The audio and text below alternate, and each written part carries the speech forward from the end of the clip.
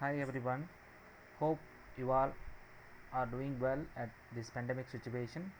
Myself Dr. Nagapayal Terdar, Assistant Professor, Department of Chemistry, GE Societies, JSS Arts, Science and Commerce College, Gokak, which is affiliated to Rani Chennamma University, Belgavi. For 5th semester students, I am going to deal with paper 2 chemistry paper. So in that I am going to deal industrial chemistry 2, the concepts like the concept of cement, concept of pigments, concept of fuels. Specifically in the cement we are going to study raw materials of the cement which are really required for the manufacture of the cement, and what are the composition of the Portland cement, I mean the constituents of the Portland cement, and how we are going to manufacture the Portland cement by using a well-known method called rotary kiln method. And very important thing and very interesting thing in the cement is how it is going to set, I mean what is the mechanism of the setting of the cement. So these things are we are going to study in detail about the cement. Well, the other concepts are pigments and fuels. So now today we are going to study in detail about the cement, what are the raw materials and all these things. So we are going to deal with these things today, and let us study one by one in detail regarding cement. So as we are well known about the common applications of the cement, so mainly like building applications, we are using cement for making the columns for the building, for multi-purpose building or multi-stacks building. You can see here the columns are made up of concrete.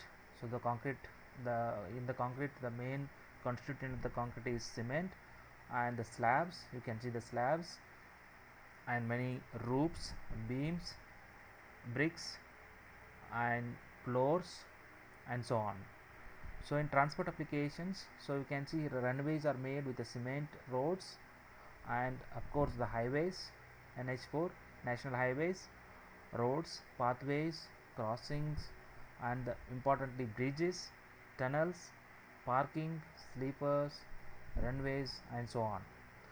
And in the case of water applications where the pipes have been made by using cement, so these are the water tanks, importantly dams, reservoirs, canals and so on. And similarly for civil applications, cement have been widely used for many applications such as retaining walls, west walls and so on. Well, cement, the moment if I say the cement, so the term cement, so how, first of all, how it looks and what is the important property of the cement. So as we know well about cement, looks a powderly material, and it has a important property of setting to hard rock like structure. So let's define this cement in generally.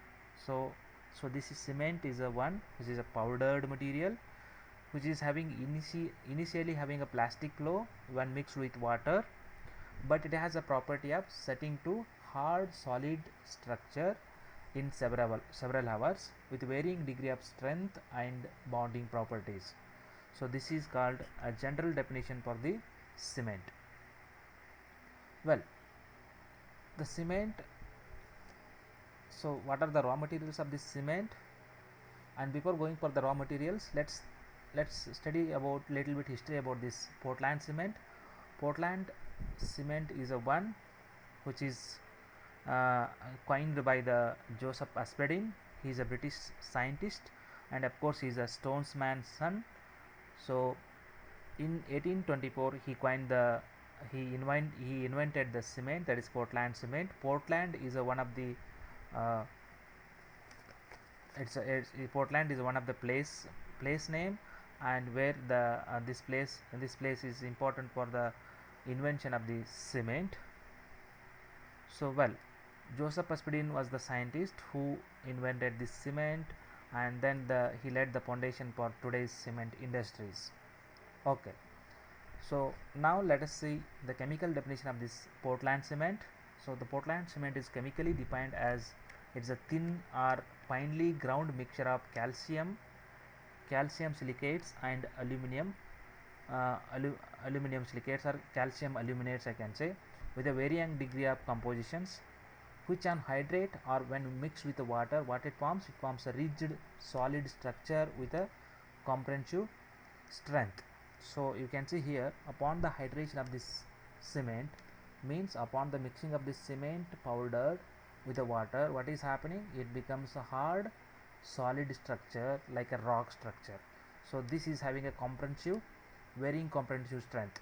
So what are the what is the chemical definition of the Portland cement? It is a mixture of, it's a very simple definition, it is just a mixture of calcium aluminates and calcium silicates. See here, there are two things, calcium aluminates and calcium silicates. Calcium silicates and calcium aluminates, if you grind them with a very fine powder with a specific compositions, you will get a Portland cement with a very good strength when you mix with the water. So let us study about the raw materials of the Portland cement. The essential raw materials of the Portland cement are two things. One is a limestone, of course you know the formula of the limestone, that is calcium oxide, and the second one is, the second raw material is clay. And these two raw materials which really supplies all the four ingredients of the Portland cement. What are all those four ingredients? One is calcium oxide, lime, and the silica, that is SiO2, and next is alumina, Al2O3. These are the three major constituents of the Portland cement. And what are the subsidiary constituents of the Portland cement? Those are iron oxide, which comes from the clay, sulfur trioxide, of course it is also coming from the these two raw materials, magnesia, MgO, and gypsum, that is calcium sulfate dihydrate. So these two major constituents are three, and there are four auxiliary constituents are minor constituents of the Portland cement. So these are the raw materials of the Portland cement, and let's think about what is the exact composition of the Portland cement. So Portland cement, of course it is a common cement which is used in concrete, stucco is one where people are doing idols and all, grout, mortar, and these are the very common applications worldwide, Portland cement common applications. And what is the composition? The exact composition is, so of course it is a mixture of calcium aluminates and calcium silicates. So let us see what is the exact composition of the Portland cement. So here tricalcium silicate, or it is also called alite, and it is denoted by C3A. C denoted as a calcium, 3 denoted as tricalcium, S denoted as, S stands for silicate, so it is tricalcium silicate. So what is the formula? Formula is 3CaO SiO2, and what is the percentage of this one? That is tricalcium silicate in the Portland cement. This is around 50 to 70%. And if you go like other thing, that is dicalcium silicate, which is also called belite, denoted by C2S. So the percentage of this belite or C2S is around 15 to 30% in the Portland cement. And the third constituent of the Portland cement is tricalcium aluminate, that is denoted by C3A, tricalcium aluminate, and the formula is 3CaO Al2O3, and which is 5 to 10%, which is present in the Portland cement. So next constituent is tetracalcium aluminoferrite, denoted by C4AF, tetracalcium aluminoferrite, and the formula is this one, which is present in the Portland cement around or in between 5 to 15%. The other additives such as calcium oxide and the magnesium oxide is also present in the Portland cement, in the percentage or in the range lies between 3 to 8%. If you see the cross section of the cement grain, and you will find like the Portland cement grain which contains C3A meaning tricalcium aluminate, C2S meaning dicalcium silicate, C3S tricalcium silicate, C4AF tetracalcium aluminoferrite, MgO and CaO, that is calcium oxide, magnesium oxide, are the other additives of the cement grain. So this is the cross section of the cement grain. Well, so now the interesting part of the cement is what is the chemistry behind the setting of the cement. So let us study about the mechanism of the setting of the cement. So when the cement going to start setting, so when you mix with the water first of all, and the second of all you have also other additives such as granules and sand. So what is the main mechanism and what are the respective chemical reactions? So as we are chemists, so we need to know what are the chemical reactions which are taking place upon the addition of water. So from the day one, let's study how it is going to set and what are the respective reactions. Day one, when cement is mixed with water, hydration of C3A, as we know well what is the cement grain contains. C3A means tricalcium aluminate, C2S means dicalcium silicate, C3S means tricalcium silicate, C4AF tetracalcium aluminoferrite, and so on. So here in day one, the moment you add the water to the cement, hydration of tricalcium aluminate takes place. Within a day the paste becomes rigid, which is known as initial set or flash set. So the reaction is like this: tricalcium silicate 3CaO Al2O3 plus 6H2O gives you hydrated tricalcium aluminate. Very simple it is. You are just adding hydrated means you are just adding a water to the cement which contains of course tricalcium aluminate, which is first going to hydrate, and this is called hydrated tricalcium aluminate with a release of heat, that is 880 kilojoule per kg. So here this setting is very fast. If you want to avoid this fast setting or the early setting of this tricalcium aluminate or in general cement, to avoid the early setting of the cement or tricalcium silicate, gypsum is added. The formula of the gypsum is calcium sulfate dihydrate. Calcium sulfate dihydrate is a gypsum formula. Why this is added? This is added just to retard the early setting of the cement or early setting of the tricalcium aluminate. The moment to mix the water with the cement, what is happening? First, which is going to hydrate is tricalcium aluminate with the release of lot amount of heat. If you want to retard this process, or if you want to retard the speed of this reaction, what we are adding? We are adding gypsum to retard, or which is acting as a retarding agent for early setting of the cement. So this is very important for 2 marks question. So why gypsum is added to the cement? Just to retard the early setting of the cement. That's it. This is the simple equation or simple reaction. C3A means tricalcium aluminate reacts with gypsum, that is calcium sulfate dihydrate, which forms calcium sulfoaluminate. So this reaction is formed. Because of this reaction, the early setting of the cement is going to retards, or which is going to decreases. So this happens in the first day, and from day 2 to day 6, after the hydration of C3A means tricalcium aluminate, and the second constituent of the Portland cement is C3S means tricalcium silicate, begins to hydrate to give tubormonite gel and crystalline calcium hydroxide, which is responsible for initial strength. Here just the initial set is going to take place in the day 1, and in the subsequent days from day 2 to day 6, what is happening? The initial strength is giving from the tricalcium silicate, which is going to hydrate, gives you tubormonite gel and crystalline. So that is tricalcium hydroxide with the release of energy, that is 500 kilojoule per kg. So this reaction is completes within the 7 days. Though in the step 3, what is happening? Day 7 to day 28, dicalcium silicate.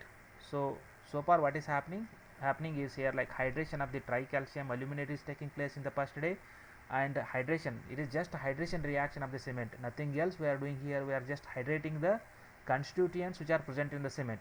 The first constituent which is going to hydrate is tricalcium aluminate, which is hygroscopic, and next is tricalcium silicate is going to hydrate from day 2 to day 6. In the third step, dicalcium silicate reacts with the water very slowly and gets completed in 28 days, that is from day 7 to day 28. The paste becomes very rich. So this is the reaction, that is dicalcium silicate reacts with 4 molecules of water, gives you again turbomonite gel and crystalline calcium hydroxide. So this turbomonite gel, of course, increasing the strength of the cement, yes, strength of the cement. So increasing in the strength is due to the formation of turbomonite gel and crystalline calcium hydroxide by for both the reactions, that is the reactions of water with C2S and C3S.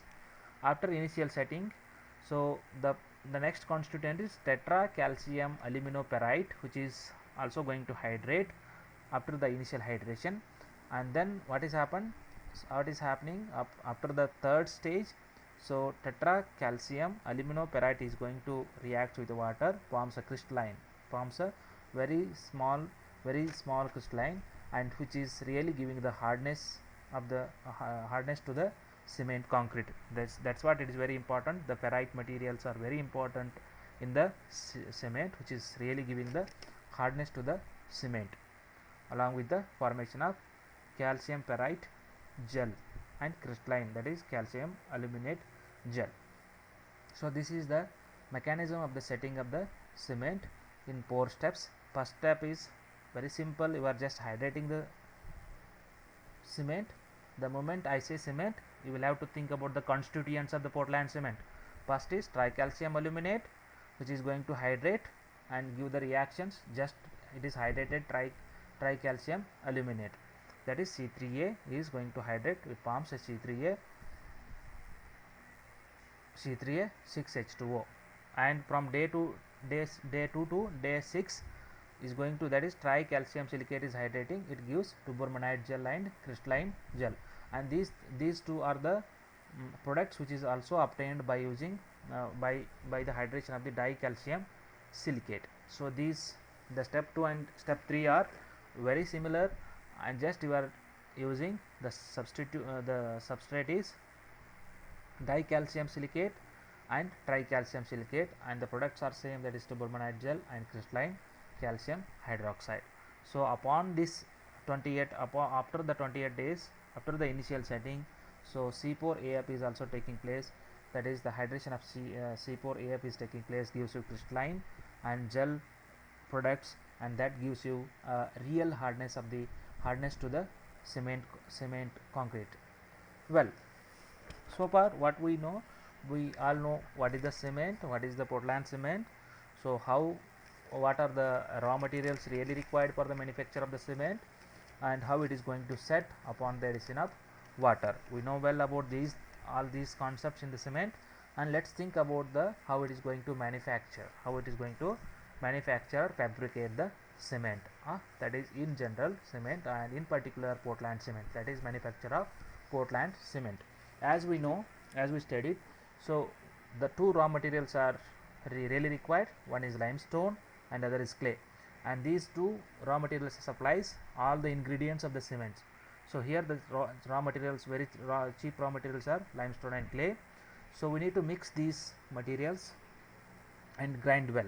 So for that there are generally two methods used for mixing of these two materials, or in order to make the slurry out of these materials.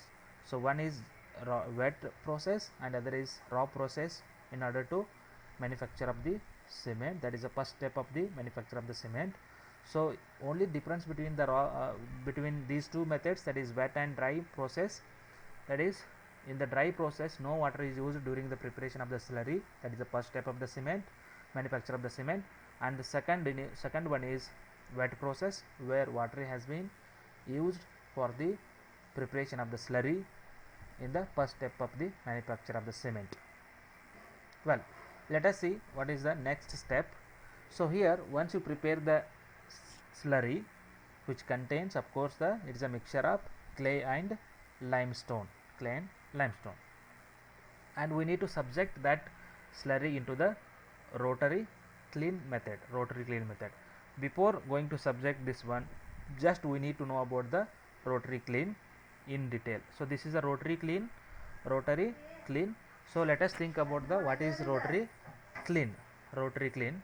So rotary clean is one which is made up of cylindrical steel tube. What is that? With a 200 to 300 feet long. The distance of this one is, or which is, what is that? 200 to 300 feet long and 7 to 21 feet inner diameter. So it's a really big cylindrical steel tube which is of, what is the length? The length is 200 to 300 feet long and 7 feet to 21 feet inner diameter of the tube. So this is the rotary clean. So this rotary clean is divided into four zones. Zone 1 is hydration zone, zone 2 is calcination zone, zone 3 is clinkering zone, zone 4 is cooling zone. So these zones are made just to maintain the temperature of the rotary clean with the different parts. So in the first zone, that is dehydration zone, is made up of rotary bricks with a operating temperature 100 to 750 degrees Celsius, and zone 2 starts from 750 degrees Celsius to 750 degrees Celsius to 1300 degrees Celsius. Of course, it is made up of thick pyre bricks and the operating temperature is 750 to 1300 degrees Celsius. Zone 3 is also known as clinkering zone, which is made up of pyre clay and operating temperature is of 1300 to 1400 degree Celsius. And the last zone is fourth zone, that is also called cooling zone, where the clinkers are cooling and then they are finely grinded, which then upon the finely grinding mixture, so this has going to the packing, that is cement packing. So let's study about the working. So once slurry is formed by using wet process. Wet process is very important process people are using in India, and most of the countries use this wet process for making the slurry, which is a very cheap process. Dry process is a very costliest process. Mostly US is using this dry process for making the slurry of the cement manufacture. So once you have a slurry which contains the mixture of clay and limestone, and then the same slurry is subjected into the rotary clean, which is placed in the slanting position. Once the slurry is placed in the rotary, what is happening? The first zone is the temperature of the first zone is 100 to 750 degrees Celsius. Dehydration, it is also called dehydration zone. In the slurry, the moment you use the wet process to make the slurry, what is happening? There are many adsorbed water is present in the slurry. So in the dehydration zone, what is happening? Slurry loses free and adsorbed water by means of hot gas. Where the gas is coming out? So here is a heat, here is a flame. So once you blow the flame from lower end, you will get higher temperature here, little bit lower temperature here as compared to clinkering zone, and again from the calcination zone, again the little bit temperature in the dehydration zone. So we have the temperature difference in the different zones because we are placing this burner, or we are placing the flame at the bottom of the rotary clean. So once we have different zones here, the moment you subject this slurry, that is wet slurry, into the rotary clean upper side, so what is happening first? So in the dehydration zone, the wet slurry loses its free water and adsorbed water by means of hot gases. So next, the same material which gravitates down to the calcination zone, zone number 2, where the dry material decomposing through the release of bound water and carbon dioxide, which forms initial compounds of the manufacture of the Portland cement. The third zone, that is the hottest zone in the kiln, is clinkering zone, where the calcium silicates are going to form, that is the final compounds are going to form in the clinkering zone. Further, once the clinkers are formed, and these clinkers are then cooled, then allowed to cool in the cooling zone, and these cooled clinkers are finely grounded, thinly grounded, and then the mixture, the finely grounded mixture, is packed in the bag for the outlets. Well, so what are the reactions which are really taking place in the rotary kiln? First, magnesium carbonate and calcium carbonates are going to lose their carbon dioxide in the calcination zone at at around 400 to 900 degrees Celsius, gives us calcium oxide, and this calcium oxide is going to react with react with calcium silica, that is SiO2, gives calcium silicate, and this reaction is taking place at 900 to 1200 degrees Celsius temperature. And by varying the reaction composition, that is 3 calcium oxide, 3 CaO, and SiO2 gives us tricalcium silicate. Similarly, this 3 CaO Al2O3, which is from the clay, gives us tricalcium aluminate, and this reaction is also taking place from in the range of 900 to 1300 degrees Celsius. And similarly, the iron oxide is also from the clay, this alumina is also from the clay, limestone. So these all are reacting at this temperature, gives us tetracalcium aluminoferrite. So these are the clinkers. So these are the clinkers in the in the fourth zone, in the third zone, clinkering zone, and these clinkers are going to cool down in the final zone, that is cooling zone, and upon the cooling, so these clinkers are going to finely grinded to the further applications. So in the reaction in the kiln, what is happening? So in general, this is a summary of the reactions which are going to take place in the kiln. First is evaporation of the pre and adsorbed water takes place up to 100 degrees Celsius, and next is expulsion of bound water, and calcium hydroxide is taking bound water and calcium, not calcium hydroxide, is the carbon dioxide from the dry mixture through the dehydration process between 100 to 500 degrees Celsius. So these are the same reactions which are taking place. So here this simple thing is, we are just different compositions here, that is calcium oxide and silicon, which gives us dicalcium silicates, tricalcium silicates, tetracalcium silicates, and if you mix with alumina, it is a tricalcium aluminate, and if you mix with along with the iron oxide, it is tetracalcium aluminoferrite, and these are the constituents of the Portland cement, and how we are going to manufacture the cement. So this is all about the cement, the concept of the cement. So if you have any questions, please comment in the comment box, and let us discuss a little more about this cement and all when we are in the online or maybe in the offline classes. Thank you very much.